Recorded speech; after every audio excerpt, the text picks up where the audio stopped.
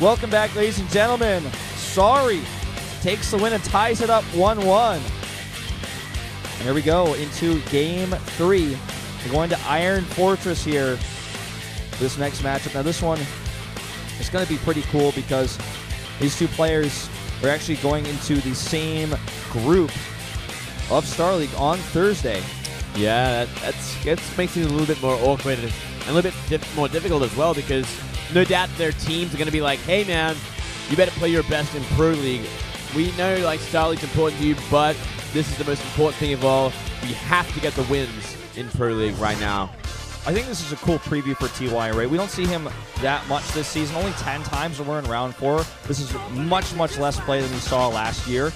Only played one game against Protoss. He lost it. But this is a good preview, I feel, for how well TY is going to do in Star League tomorrow. Like, how well is he actually going to do against his Protoss? Like, against Classic, he's got Hyun in his group as well. How much depth can he show us? It's just a preview because this is simply a best of one, but I like what you said, you know. You don't want to show builds for the matches on Thursday. But it's a good opportunity to send a message once again. It's all about sending messages, well, communicating to each other through beating each other down. Oh my god. 12-3, 6-0. Beautiful. Stunning results from Classic. He's really been on top of his game for a while now. 1-2 versus TY in unofficial, so they have a little bit of history. Didn't TY beat him in the final match in the Pro League Finals last year with 2-Rax Proxy in the last game? Oh. That's one of their matches. That's one he's definitely going to remember. I do remember that. That's a beautiful thing. Cost him his champion. Cost SK the championship. So maybe wants some revenge here. TY trying to prove himself. The winner of this match will take the lead. Let's go into it. TY versus Classic.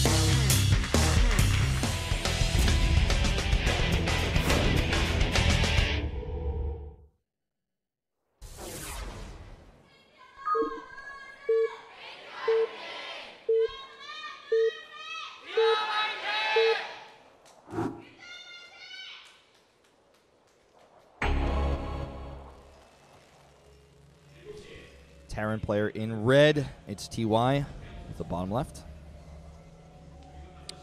Bottom right, we do have the SKT Protoss Classic. Recent IEM winner from Shenzhen, defeating his rival Parding. Yes. Also a GSL champion and also the defending Star League champion. Killing his teammates in all of them, funnily enough. I'm going to say something. I think Classic's the best player in the world right now. You gonna say that? You gonna say that? I think so. Wow. His record is incredible across the board. He's won 3 different titles recently. You know, he has one of the best win rates in Pro League. He's shown a lot of depth in his play. His weakest performance, actually, of all, was in Kespa Cup recently, where he had to play on those crazy maps that weren't really figured out yet. And he hated them, and he lost to Flash, of all people. So, that makes sense as well. I do agree with you. He's the top performing player right now. Like it looks like he has no weakness. I'm trying to think of anyone else. I mean, you do have like great players for each race, but you know, Maru's stumbling, Dream's stumbling, Sue, Biel. None of these guys have like consistency like Classic right now. I feel like as we close out this year, we'll see if he can keep up that consistency. You know, his group is on Thursday. So he's got a lot to prove there as well. But, you know, I just feel like personally right now, I think he's the best in the world. I mean, just results-wise, it's hard to just crown someone the best player in the world when Not until BlizzCon, mate. Yeah. That's when you crown someone. And also when there's so many tournaments ongoing that he's playing, and it's like, well, he was the best player in the world in recent results, but what about right now? So yeah. But I like this guy. I think he's got a lot of versatility in the matchup. You know, Valdez has actually been studying his play quite a bit in this matchup. He's been kind of an innovator for faster third Nexi, and has, I feel like, led the way to a certain extent in how this matchup has been played. Him, SOS, and Myungshik are really the 3 players that are changing the way you take a third base, all in different ways. Classic still using the Robo, SOS putting on a lot of fake pressure, and then, you know, Myungshik just doing his Phoenix play or just kind of doing his own sort of thing with Oracles. And yeah, one thing as well with Classic is he really started showing the way with how to make a SimCity against Terrans on these bigger maps, especially that stop Hellion run-bys, you know, really deflect a lot of the early aggression that can come. Yeah. This is a good map to do it on, so we might even see it this time around. Depends what he's really expecting from TY as well. Something to point out, as far as I could tell, Classic didn't even, start his Zealot. He was just really confident he was going to be able to get that Nexus down. Oh, didn't notice. That was a really cool move by Classic. Like, he knows this map so well that he could actually hide that. But TY should have noticed. It was kind of a big mistake, and now he's actually going to free scout. Because the probe saw the Reaper as well. So, I mean, he knows where his opponent spawned. Yeah, that's right. Well, he's got a tight wall, though. With a reactor. Yeah, probably going to reactor out some Marines, get it bunkered down, then a factory. Well, look at that. Very quick third command center as well. So he's playing the greedy game, playing much like his big brother Flash does. Oh, he doesn't actually click properly. It's going to cost him his probe. Can the Reaper body block? No, he saw that. But, I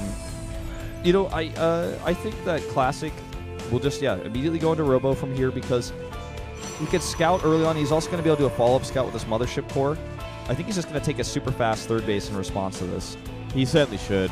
It's either, when you go for such a fast command center like this, you don't really have to worry about any sort of aggression early on as the Protoss player. So get a third base, start the upgrades coming, start that Colossus production, and get ready to weather the storm in the late game because that's where the style that we've been seeing more and more, especially from Flash, really starts to shine. We're definitely not going to see any, he doesn't need to make early gateway units. Besides these first few Stalkers. Oh, wow. One more zap would have done the trick. But he doesn't have to really worry much about early aggression, even if it's a drop play. He's going to have detection now. He's got a few Stalkers here. So he can actually be really greedy with his tech. Looks like Forge is going to be the way to go about it, not a quicker Robo Bay, which I was expecting to see. But this can give him cannons. This gives him a little bit more flexibility against that drop play. He doesn't know it's a third CC just yet. His Mothership core did get pushed back. His first Observer is going to go across the map in just a second. And that's going to be the first real vision he gets of this CC. Reaper is staying outside, preparing to deflect any probes that may come out to put down a proxy pylon or even just scout a little bit. Try and take the middle of the map here. Yeah, or even to take a fast third Nexus. That as well. There's a lot of reasons why you want a Reaper out there. Keep it alive as long as you can. There's that bay you were talking about, so Colossus will be on the way, plus that armor upgrade. So just taking this a little bit safer until he scouts what's going on. Oh, this Observer, if it flies right over this, if TY scans, he could actually stop the scout and see if he is on top of it. Certainly has the command centers to do it. He's looking at it, doesn't choose to do it there. Yeah. Looks like he just dropped a mule right before or something. He just wants to get super greedy right now. Nothing but STVs, as many mules as possible. And it looks like some light harassment with a double mine drop. 2 cannons are on the way, though.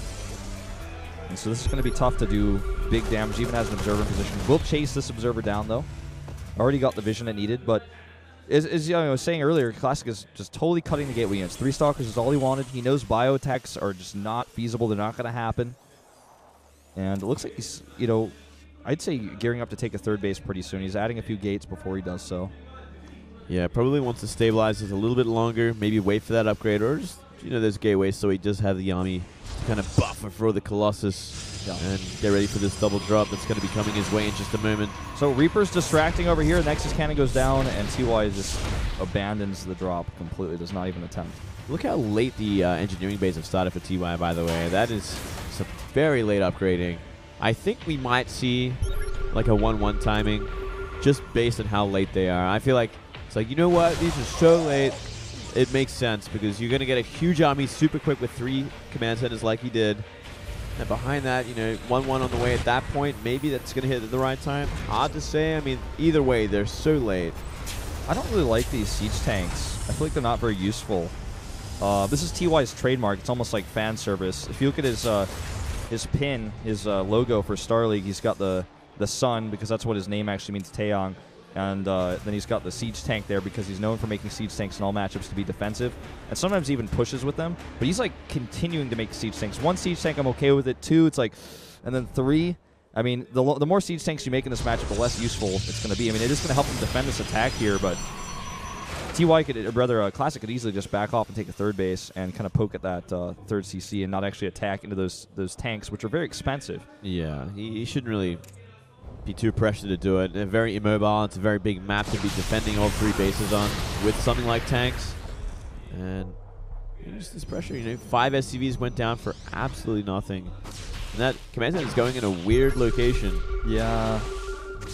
He's got an SCV to the top left. It's almost like he wants to make a hidden base, too. But with the CC going in that weird direction, it's like, I'm not even sure what he's got planned over there. Let's just wait and see, I suppose.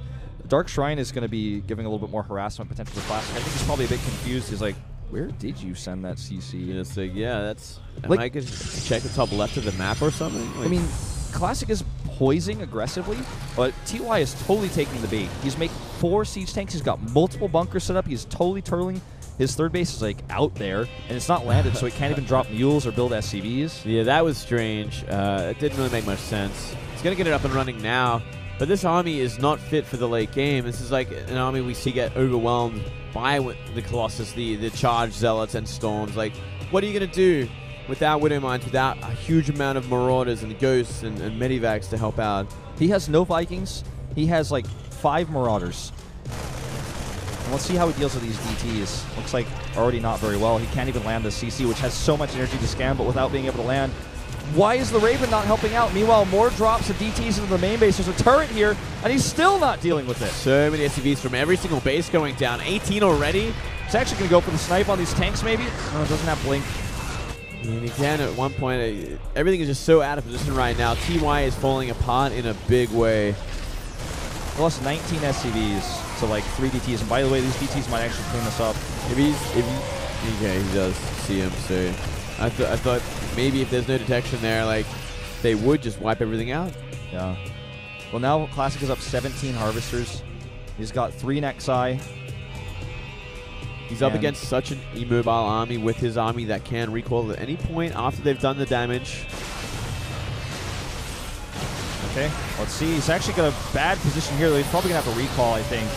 Or he can just do godly force fields into recall, into happiness. Made it look cool. Made it look cool. He's like, you know what, I'm going to do a little something.